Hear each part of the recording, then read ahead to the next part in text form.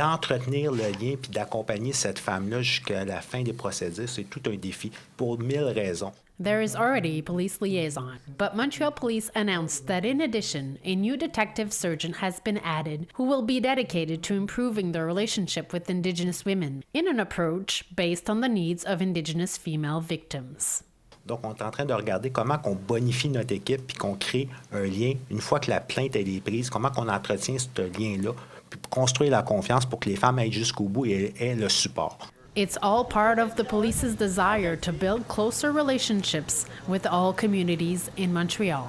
The executive director of the Native Women's Shelter of Montreal views the news favorably. I mean, the thing is that as long as they are working with the Ishkway team, as long as they are reaching out to Simone, there's a lot of times when people, like our community members, go missing and she's the last one they call. So that's an issue. Ishkway is a project created by the Native Women's Shelter to address missing and murdered women in the city. Its coordinator confirms that the addition of a new officer will make a difference in the field.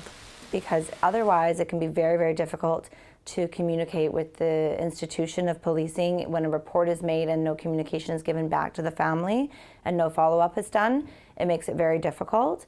And until recently, that was all on the desk of one person. A new officer will also ensure continuity in Ishkway's services.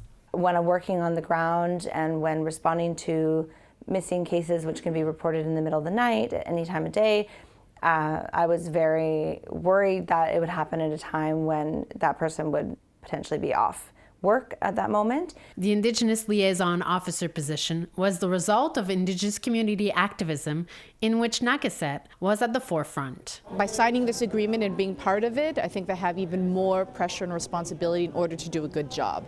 In 2015, she co-signed an unprecedented agreement where the Montreal Police committed to improving their relationship and practices with the Indigenous communities. Carlo De Angelis was the first Indigenous liaison.